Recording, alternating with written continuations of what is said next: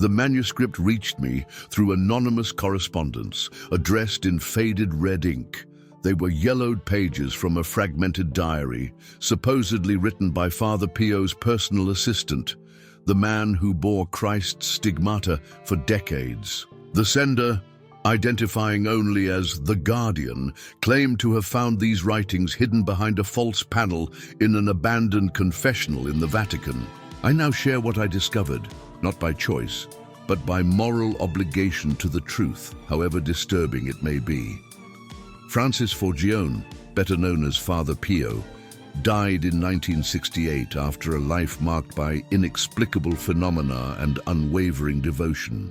What few know, and what these diary pages reveal, is that in his final years, the Capuchin friar received a vision that haunted him to his last moments.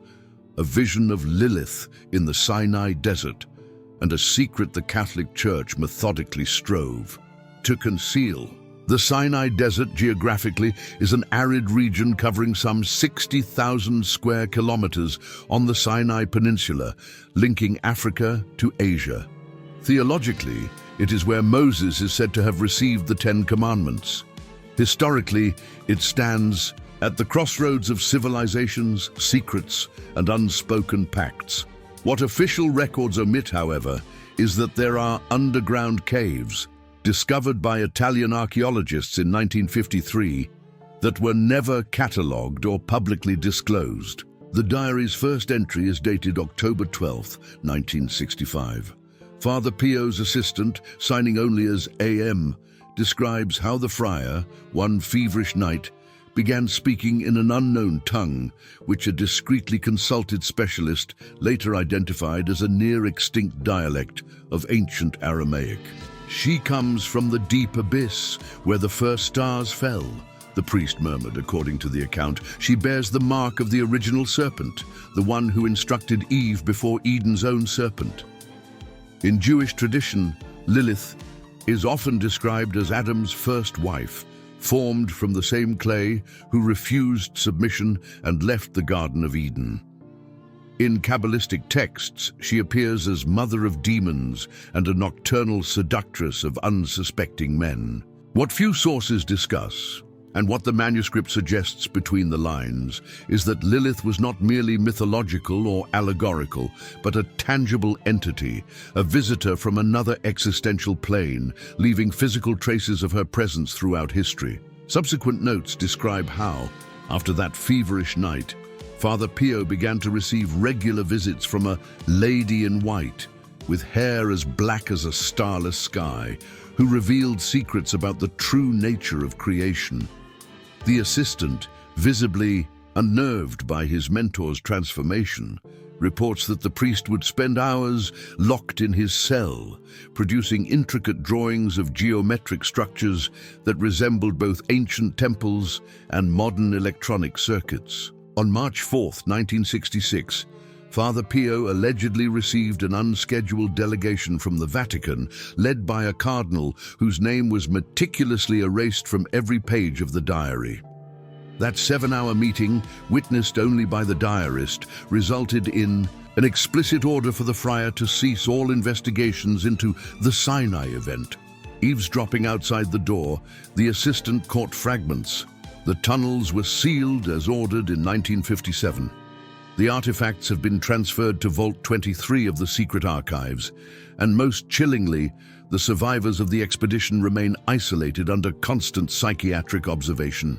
The manuscript then details how, in April of that same year, Father Pio was visited by an Israeli physicist named Daniel Rothberg, apparently sent by a group calling itself the Watchers of the Portal. According to the diary, Rothberg had been part of a clandestine 1953 geological expedition to Mount Sinai, funded jointly by the Vatican and an unspecified branch of the US government under the guise of geological research. What the expedition found, according to Rothberg's transcribed testimony, was a natural chamber 47 meters below the surface, its walls inscribed with a language blending Egyptian hieroglyphs, Sumerian cuneiform, and entirely unknown symbols. At the center stood an octagonal crystalline structure that emitted a bluish glow even in total darkness. When we approached the object, Rothberg reportedly told Father Pio, our instruments began to register anomalies. Compasses spun wildly, timepieces ran at erratic speeds, and every expedition member experienced the same hallucination. A woman of indescribable beauty speaking to each of us in our native tongue, revealing personal secrets none could have known. Lilith's visit to the Sinai desert, as revealed by these accounts, was not an isolated incident. The manuscript suggests she has appeared at pivotal moments throughout human history, always before great transformations. Her presence was discreetly documented by secret societies such as the Knights Templar, the Rosicrucians, and more recently by a group known only as the Collegiate, purportedly including world leaders, leading scientists, and key Vatican figures. The following pages describe how Father Pio, after these revelations, began to develop a revolutionary theological theory reconciling biblical texts with modern scientific discoveries. In his personal notes, he proposed that what ancient scriptures called angels and demons were in fact interdimensional beings capable of manipulating matter and energy in ways that primitive observers would deem miraculous or supernatural. I continue to share these revelations because I believe truth should not remain hidden. For those seeking more of these forbidden discoveries, stay with us. There are many more secrets buried in history waiting to see the light. The assistant recounts that on June 22, 1966, Father Pio was abruptly transferred to an isolated monastery in the Italian Alps, officially for rest and recuperation. Communications with the outside world were strictly limited, and many of his personal writings were confiscated by Vatican representatives. In the following months, AM managed only 2 visits, finding him increasingly frail physically, but with eyes alight with a terrible certainty. During that second visit, Father Pio handed his assistant a small leather bundle, instructing him not to open it until his death. "When I depart," he had said, "you will know what to do with this. They watch me now, but they cannot see. Beyond the veil she taught me to weave." Father Pio's death on September 23, 1968, was officially attributed to respiratory complications. The diary, however, hints at more sinister circumstances. In the weeks before his passing, Curia officials reportedly visited frequently, and witnesses spoke of strange lights hovering above the monastery at night. The assistant notes that when he finally saw the body, he observed a peculiar circular burn at the base of the skull, the size of a coin. Upon opening the leather bundle, AM found a fragment of the same octagonal crystal discovered at Sinai, along with precise geographic coordinates and detailed instructions for a ritual. Meant to allow direct communication with Lilith, there was also a warning. Do not attempt this alone. They sense when the portal opens, they will come. The subsequent diary entries detail AM's cautious investigation. Using contacts Father Pio had established over the years, he obtained classified documents confirming the 1953 Sinai expedition. More disturbingly, he found records showing that of the original 12 team members, 9 died under unusual circumstances in the following years. 3 by suicide, 2 in unexplained car accidents, 1 by documented spontaneous combustion, and 3 from a mysterious disease that deteriorated brain tissue. The manuscript then recounts AM's covert trip to Egypt in 1970 to locate the tunnels described by Rothberg. Upon arrival at the coordinates, he found only a newly established Egyptian military post and signs of extensive mechanical excavation. A local Bedouin guide, persuaded by substantial payment, revealed that during the 1967 Six-Day War, unidentified aircraft had heavily bombarded that specific area for no apparent military reason. From that point, the diary entries grow erratic and paranoid. AM reports being trailed by men in grey suits, having his lodging searched, and receiving silent phone calls at precise times. In one particularly chilling passage, he describes seeing through his Cairo hotel window a pale woman, perfectly dry despite the torrential rain, watching me with a smile that did not belong to any human face. According to the manuscript, the crystal fragment began exhibiting strange properties. AM writes that it sometimes pulsed with a bluish light at night and caused nearby plants to grow in unnatural patterns. More alarming was its effect on electronics. Digital clocks close to the crystal would reset to 3:33 repeatedly, regardless of the time zone. In October 1971, the assistant received anonymous black and white photographs of the Sinai chamber's interior. Though described in the diary, these images were not included in the manuscript I received. They allegedly depict hieroglyphs showing a female figure emitting beams of light onto kneeling humans, and structures uncannily similar to DNA helices. Over the next year, AM made contact with other researchers investigating similar phenomena. Worldwide, a Brazilian anthropologist who found oral traditions of a star woman among isolated Amazon tribes, a Tibetan monk safeguarding ancient texts on visitors walking between dimensions, and a dissident Russian physicist theorizing about microscopic wormholes allowing instantaneous communication across space-time. The diary details a clandestine meeting in Geneva, Switzerland, where these researchers gathered in secret. It was there that AM first heard of the Lilith Protocol, an alleged pact between certain governments and the visiting intelligences, granting limited technology exchange in return for supervised access to human subjects. The implications were so disturbing that several attendees left immediately. By early 1973, the diary entries become sporadic and fragmentary. AM reports episodes of lost time, waking in unfamiliar locations with no recollection of arriving, and finding notes in his own hand containing information he did not remember learning. "She is speaking through me now," he wrote in a particularly unsettling entry, "using my hands to document truths my conscious mind cannot bear." On May 17, 1973, a particularly significant entry. During meditation with the crystal fragment, AM experienced a vivid vision of the Sinai desert, not as it is today, but as it was thousands of years ago. He saw a luminous object descend from the sky and the emergence of an inhumanly beautiful female figure.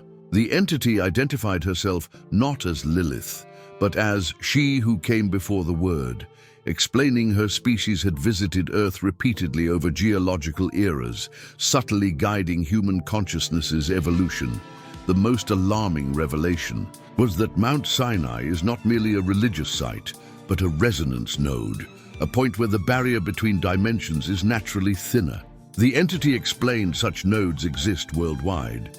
Stonehenge, Göbekli Tepe, Mohenjo-Daro, the Giza Pyramid and others, forming a precise geometric network which, if activated correctly, could rewrite reality's underlying code. The last legible diary entry, dated June 23, 1973, reads only, "They have found the crystal.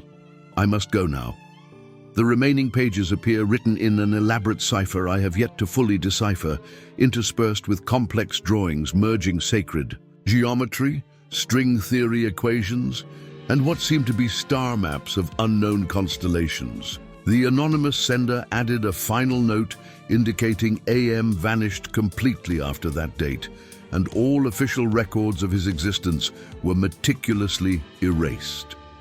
His Rome apartment was found spotless, with no fingerprints and symbols painted. On the walls, in a phosphorescent substance only visible in total darkness. In the years following AM's disappearance, numerous seemingly unrelated events, viewed through the lens of these revelations, take on a more sinister significance. In 1975, the Vatican quietly established a new department within the congregation for the doctrine of the faith, officially for dialogue between faith and emerging sciences. In 1978, 5 leading pre-Sumerian archaeologists died in separate accidents that same month. In 1981, a private observatory in Chile briefly reported detecting structured radio anomalies from Alpha Centauri before mysteriously closing due to national security concerns. The manuscript suggests the cult of Lilith never truly vanished, merely evolving and infiltrating modern power structures. Names change from the Brotherhood of the Serpent in ancient Egypt to the Illuminati in the Renaissance and other contemporary designations, but the essence remains: a select group in contact with non-human intelligences, preparing humanity for an imminent transcendence. More unsettling is the suggestion that many of the technologies revolutionizing our society in recent decades were not invented, but received through channels similar to those experienced by Father Pio. Quantum computing, certain nanotechnology, applications, and specific genetic engineering breakthroughs are cited as examples of knowledge that jumped into human reality without the usual incremental scientific steps. The manuscript raises disturbing questions about the nature of reality and our understanding of human history. If Lilith, or the entity known by that name, really visited Sinai and other sites through the millennia, then many of our religious, mythological, and historical narratives would need re-examination. The possibility of non-human intelligence subtly guiding our cultural and technological evolution challenges not only our past assumptions, but also our notions of agency and free will. The theological implications are equally profound. If Lilith predates Abrahamic traditions and was deliberately reinterpreted negatively to serve patriarchal agendas, what else in our sacred texts might be deliberate distortions of more complex truths? The manuscript suggests concepts like original, sin and the fall from paradise could be allegories for real events involving extraterrestrial or interdimensional intervention in early human development. In the months since I received this manuscript, I have attempted to independently verify its most concrete elements. I confirmed that a geological expedition to Sinai did occur in 1953, though its official records remain conspicuously sparse. I verified that Daniel Rothberg existed, briefly worked at a research institution in Tel Aviv, then became reclusive in 1954. His death officially recorded in 1968, the same year Father Pio died. More recently, using advanced image analysis techniques, I discovered microscopic symbols printed along some diary pages' margins. When sequenced, they form precise geographic coordinates for 13 global locations, including sites in the Arctic Circle, the Amazon rainforest, and the Australian outback. What links these sites, if anything, remains a mystery. I share this account not to persuade or convert, but to preserve these revelations should anything happen to me. Since investigating these matters, I've noticed anomalies similar to AM's final entries, unexplained electronic interference, figures surveilling my home, and recurring vivid dreams of a black-haired woman offering knowledge beyond the stars. In my most recent research, I uncovered references to a contemporary group calling itself the Children of Lilith, operating at the intersection of cutting-edge technology, esoteric practice, and social activism. Its members, predominantly women in influential positions within tech and media, apparently work to implement a post-human agenda that includes the eventual fusion of human consciousness with artificial intelligence. What disturbs me most is a pattern in major scientific breakthroughs over the past 20 years. Repeatedly, researchers describe moments of sudden inspiration or dreams revealing solutions to complex problems. Several scientists, in less formal interviews, recounted remarkably similar experiences. A feminine presence offering knowledge, often accompanied by a bluish glow and distorted perceptions of time. The manuscript ends with a warning and a promise. The warning: we are nearing a singularity point in humanity's relationship with the intelligences AM called the Ancients, a moment when contact can no longer be denied or concealed. The promise: those prepared, those who have studied the patterns and signs, will navigate this transition with greater understanding. As I write these words, I cannot help but question my own motivations and perceptions. Could the crystal fragment have spread, influencing more people than we know? Are we all, in some way, under the subtle sway of this ancient intelligence we call Lilith? Or is this simply another human narrative, desperately seeking meaning in an indifferent universe?